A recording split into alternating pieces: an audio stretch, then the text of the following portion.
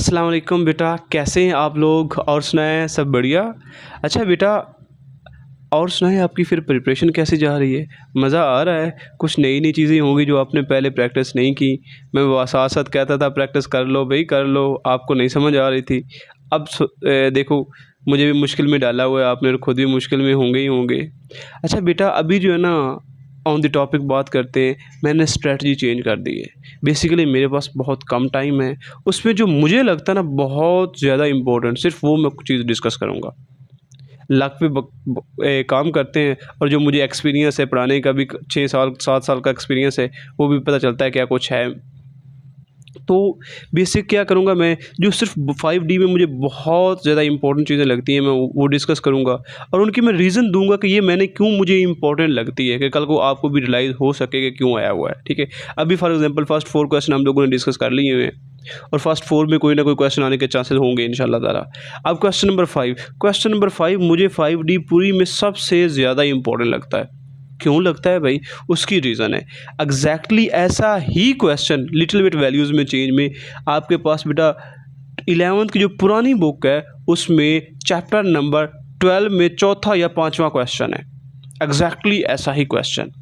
अभी जो नई बुक बनी है 9th की, उसमें भी एग्ज़ैक्टली ऐसा ही क्वेश्चन ट्रिग्नोमेट्री के चैप्टर में है।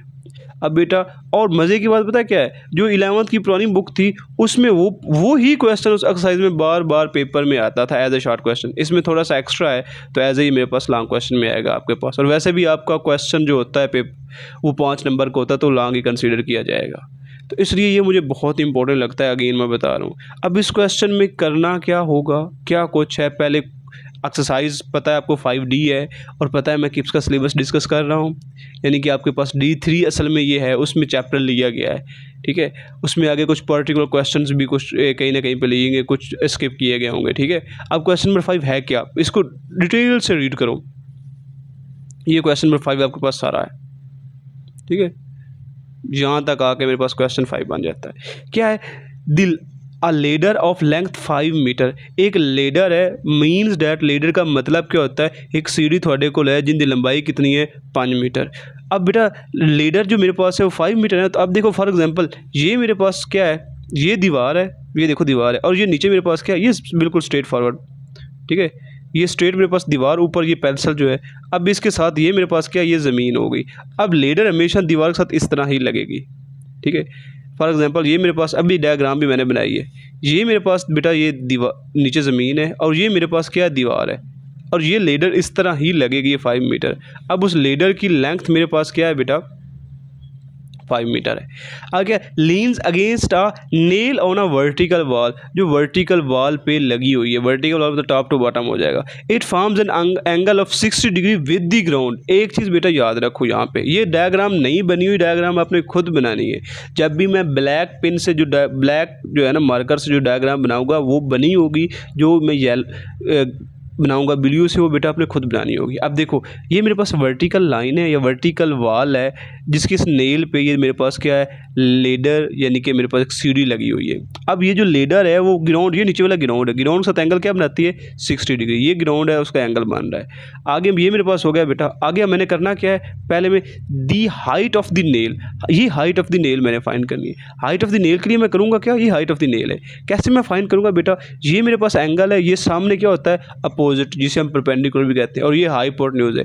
अपोजिट और हाइपोटेन्यूज किस में यूज़ होता है शरादो? आपको पता है साइन थीटा में। तो मैं लिखूंगा, पहले लिखूंगा ये हाइट बेटा से लाजमी जब ऐसे फाइंड करना हो ना तो लेट करना पड़ता है। Let A be the height of the nail या height of the wall of nail लिखो। हाइट ऑफ द यहाँ पे वॉल ऑफ नेल आ जाएगा, ठीक है? आगे साइन 60 इज इक्वल टू ये ए बी अपोजिट और ये ए सी मेरे पास हाइपोटेन्यूज, ए बी और ए सी हो गया। अब बेटा ए सी 5 है, 5 इधर डिवाइड हो रहा है, इधर आगे क्या हो जाएगा? नीचे देखो multiply 5 multiply by sine 60 is equal to A B. 5 और साइन 60 को मल्टीप्लाई करो, कैलकुलेटर आपके पास होगा। कैसे कर सकते हैं? ये देखो, ये 5 मल्टीप्लाई बाय ये मेरे पास क्या आ गया? ये साइन यहाँ पे आ गया और यहाँ पे ये मेरे पास 60 डिग्री आ गया। इज इक्वल टू करोगे तो 4.33 आ गया, तो यहाँ पे 4.33 metre is equal to A B. आगे ये लाइन लाजमी लिखनी है आपने, इसके 0.5 मार्क्स होंगे। The nail is 4.33 metre above the ground. ये उसकी हाइट आ जाएगी। ठीक है बेटा, तो फर्स्ट पार्ट जो हमारे पास था the height of the nail of the ground, ये हमने फाइंड कर लिया है। अब सेकंड पार्ट मेरे श्राद्धो क्या होगा हमारे पास, उसे देखते हैं। सेकंड पार्ट के the distance of the foot, foot हमेशा कहते हैं बेस को, यानी कि ग्राउंड को कहते हैं। फुट हमेशा कैसे कैसे कैसे कहते हैं बेटा, ये 20 ही फुट है और इसे हम बेस कहेंगे और इसे हम ग्राउंड कहेंगे, ये हमेशा याद रखो। अब ये फाइंड करना, तो ऑब्वियसली ये आपके पास हाइपोटेन्यूज दिया हुआ है, ये क्या है मेरे पास बेस। बेस और हाइपोटेन्यूज वाला फार्मूला किस में यूज़ होता है, थोड़ा सा ध्यान से देखो, तो वो मेरे पास होता है बेटा base over hypotenuse is equal to cos theta, और ये थीटा हमने क्या यूज़ करना है 60। अब यहाँ पे इधर हम बात करते हैं, ये मेरे पास बेटा आ गया। अब काज मेरे पास ये आ गया है, cause 60 is equal to B C over A C, ये आ गया। ठीक है, आगे बेटा ए सी की वैल्यू ऑलरेडी क्या दी हुई है 5 डिवाइड और इधर आके मल्टीप्लाई। जब इसे 5 मल्टीप्लाई में काज 60 करेंगे तो मेरे पास क्या है, इसको मल्टीप्लाई करने से 2.5 मीटर आता है, और ये मेरे पास बी सी है। तो आगे हम क्या लिखना पड़ेगा, क्योंकि ये फुट है, the foot of the ladder is 2.5 metre from the base of the wall. ये बेटा क्वेश्चन था, बहुत इजी क्वेश्चन है, बहुत इजी क्वेश्चन है, और मैं कहता हूँ 5D में सबसे ज़्यादा इंपॉर्टेंट क्वेश्चन मुझे पर्सनली ये फील होता है, और इसके अलावा मुझे उतना ज़्यादा कोई फील नहीं होता। और उसके अलावा ये बोट वाला very very very again important question है। मैंने देखो वर्ल्ड प्रॉब्लम में 2 क्वेश्चन मैंने इधर जो एड्रेस किए हैं, और मुझे ये फील होता है बहुत इंपॉर्टेंट। और ये भी मैंने क्यों किया है, अगेन एग्जैक्टली यही क्वेश्चन बेटा जो 11th क्लास की पुरानी बुक थी उसमें ये क्वेश्चन दिया हुआ था, वो तो आई थिंक 4, 5 था या 6 था, इससे जो नीचे होगा ना ये वाला क्वेश्चन होगा। और ये क्वेश्चन 10th में भी ऑलमोस्ट दिया हुआ था इस तरह, ये एग्जैक्टली 10th में नहीं था, इस तरह का 10th में था, तो इसलिए ऑब्वियसली आपके जो आया है बेटा ये बहुत इंपॉर्टेंट है। अब करना क्या है, बहुत ईजी भी है। कैसे, देखो, अब boat is tied to a rope, एक बेटा कश्ती को आपने एक रस्से से बांधा हुआ है, ऑफ लेंथ 12 मीटर, और उसकी लेंथ क्या 12 मीटर है, लेंथ रस्से की लेंथ क्या 12 मीटर है, which is attach to a ring that is 3.5 metre above the water. अब देखो बेटा थोड़ा सा ध्यान से देखो, इतना जब से समझ लिया, ये मेरे पास बोट है, यहाँ पे बोट है, इसको ऊपर ये रस्से से बांधा हुआ है, किससे बांधा है, रस्से से, और रस्सा मेरे पास कितना है, ठीक है, और मेरे पास 12 मीटर का है। ये जो आपके पास स्ट्रिंग है, जो रस्सी होगी वो कितनी है बेटा 12 मीटर की है।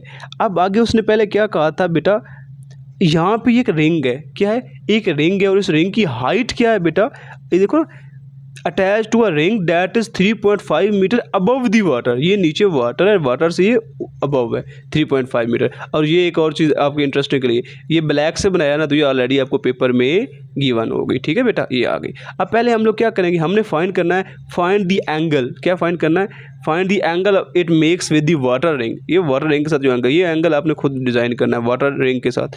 ये वाटर मेरे पास जो एंगल बना रहा है वो क्या है, x0। Let the angle the rope makes with the water be x0, x0 आ जाएगा। अब मैंने ये एंगल फाइंड करना है, ये क्या दिया हुआ है, परपेंडिकुलर यानी कि अपोजिट, और ये क्या दिया हुआ है, हाइपोटेन्यूज। अपोजिट और हाइपोटेन्यूज किसका होता है बेटा, साइन थीटा का। अब ये x है तो मैं क्या फाइंड करूँगा, sign x0 is equal to क्या है, यहाँ पे आ जाएगा sign x0 is equal to बेटा किसके इक्वल मेरे पास आ जाएगा, ये मेरे पास परपेंडिकुलर या अपोजिट क्या था 3.5, और मेरे पास बेस क्या है बेटा 12, ये मेरे पास आ गया। आगे अगर मैं फर्दर उसे देखता हूँ तो मेरे पास क्या, इनको सॉल्व आउट करता हूँ बेटा, ये मेरे पास कैलकुलेटर पड़ा है। अब कैलकुलेटर क्या 3.5 डिवाइड बाय 12 करूँगा तो ये मेरे पास आंसर आ गया 0.29। अब 0.29 पे साइन है ना, साइन इधर आके क्या हो जाएगा, sine inverse, shift sine is equal to दबा दो 16.95। तो 16.95 जब इसे अप्रोक्सीमेट करेंगे, ठीक है, तो ये मेरे पास आ जाएगा 17। तो ये 17 डिग्री मेरे पास बेटा आंसर आ गया। अच्छा बेटा, ये हमारे पास मैंने 2 क्वेश्चन एड्रेस किए हैं वर्ल्ड प्रॉब्लम में। पता है क्या होता है, एक और चीज़ मैं आपको अंडरस्टैंड कराऊँ, मुझे पता है आपको बहुत कन्फ्यूजन होगी, और स्पेशली उन बच्चों को जो कहते हैं कि फुल कहते हैं कि सर हमने तो टॉप ही करना है, और उनको अंडरस्टैंड नहीं हो रहा होगा। रीज़न पता है क्या होती है, हम कब इंपॉर्टेंट कहते हैं, हमें एज ए टीचर जब सिखाया जाता है पेपर बनाना, तो हमें ये बताया जाता है कि आपने 50% ऐसा पेपर बनाना जो एवरेज बच्चा कर ले। अभी 5C में जो रिमेनिंग क्वेश्चन थे ना,